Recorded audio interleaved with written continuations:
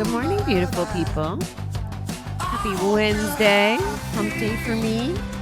Well, it's actually Friday for me as well because today's my last work day at the day job before having a nice long weekend and doing Tony Robbins' UPW event, which, oh, by the way, I've never done before.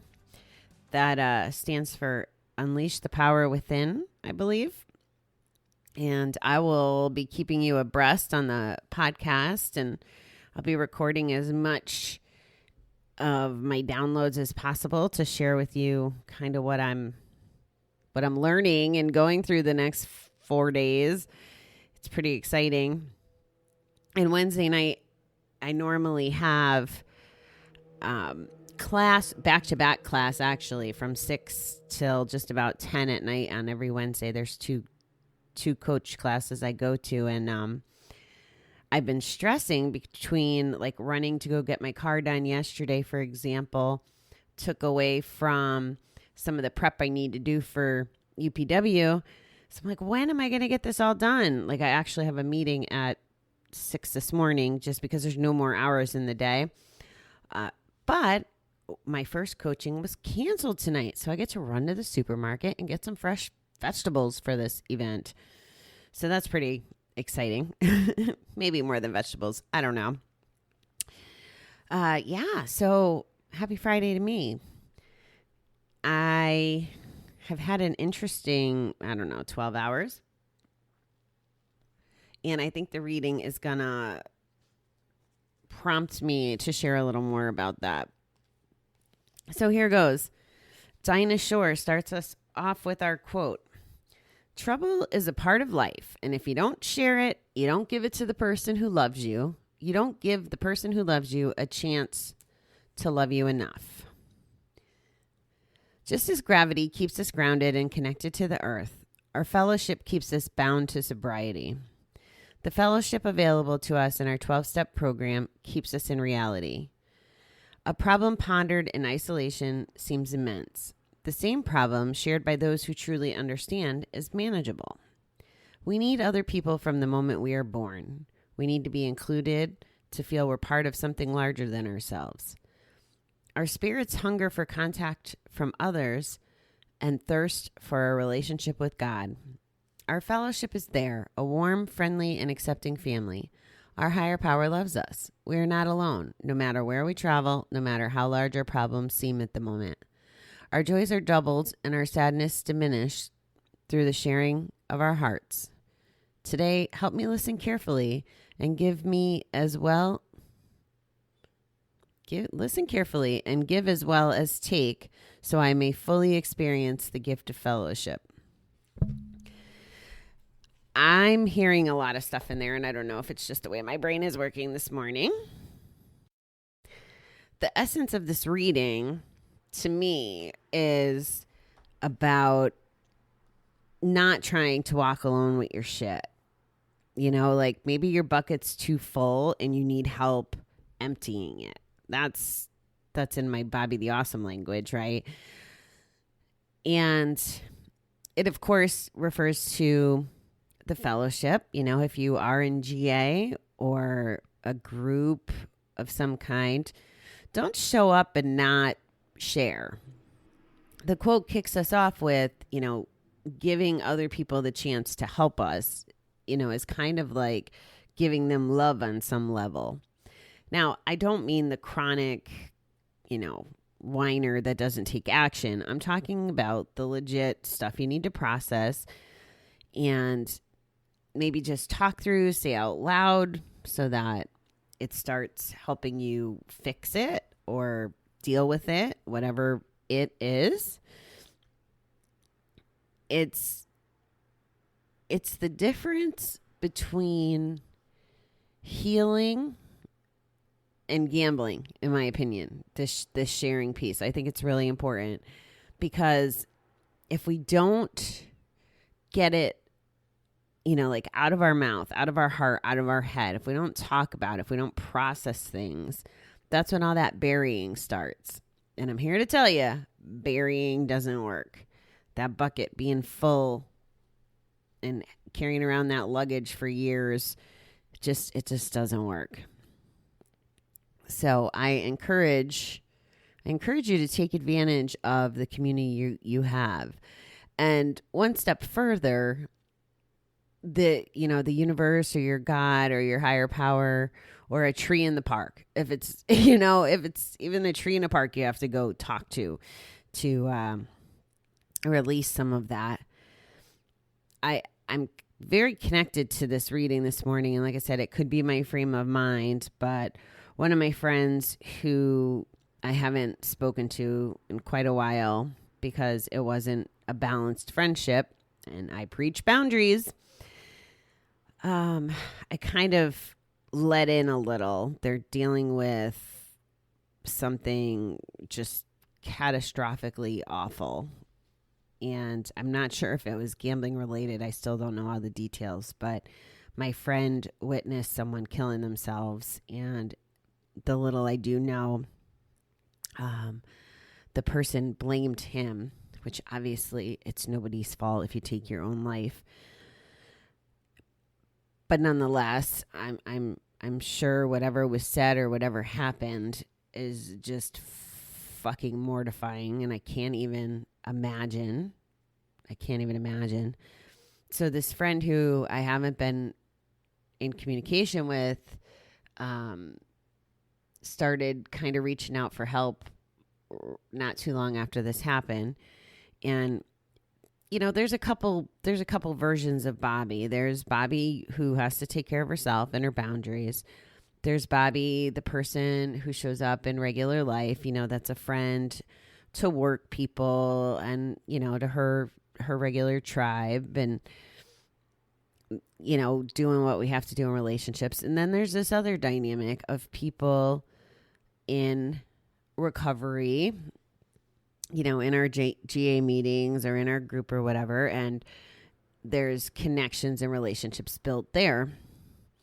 Now, where I'm struggling is there's some crossover between recovery and my real world with this person.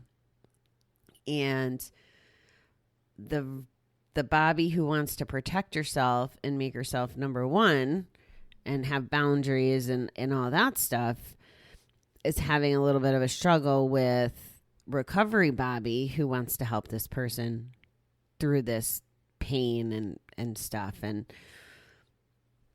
part of the conversation, so I haven't talked to this person in like 7 or 8 months.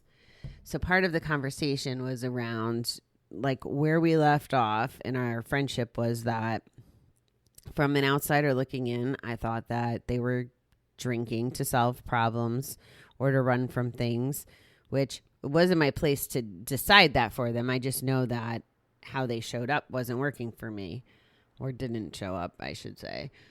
So here we are with this horrible tragedy that they're trying to deal with. And what came out of some dialogue was that they're not drinking to deal with this stuff. And my response was, then I'd much rather you reach out to me, even though my boundaries are up and that my fences are up. But if it means you're not doing self-harm, which if you're, drinking to medicate, it's just, to me, that's self-harm because you're keeping the shit in the bucket. You just can't feel how heavy the bucket is when you're drinking or gambling. I would prefer that alternative. And this is where the honesty and the value of putting yourself first can get a little tricky. And I'm actually feeling like I handled it pretty well. And I know that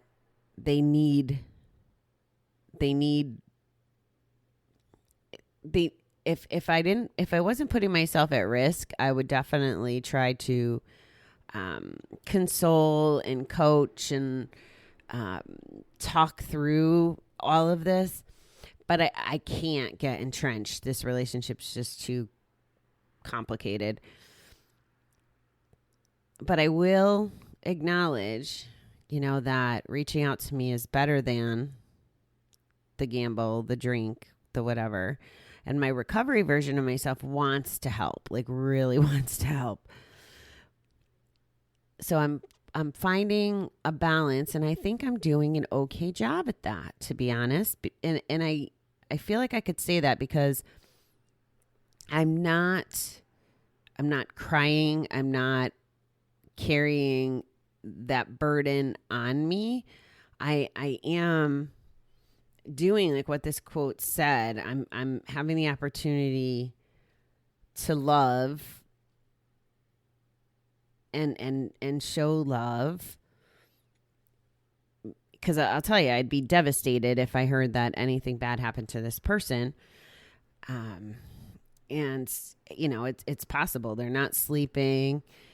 You know, driving a car after not sleeping is as dangerous as, you know, drinking and driving, for example. So I get a lot of fear around bad things happening just based on my history, and I want to do the right thing. So I'm trying to sort through that. I'm being loving and kind and honest.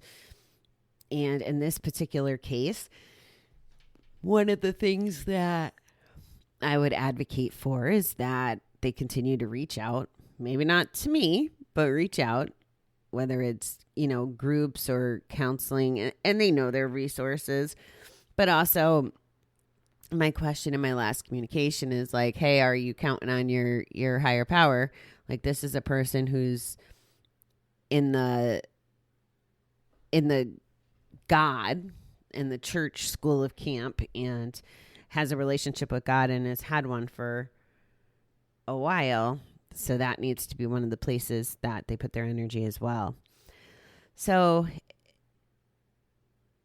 two points here, I guess, after all of that is, if you need the help to process or deal with something or even celebrate something, it doesn't have to be a negative. Maybe it's just being proud of yourself for doing something and filling your bucket the other way with some positive energy. That's okay too. The more positive that's in there, the less negative that can come in. You see, it works in both ways. So that's the one point. And the other point is, you know, stay true to yourself. It's not always going to be the easiest, guys. It's not. It's worth it though. It's so worth it.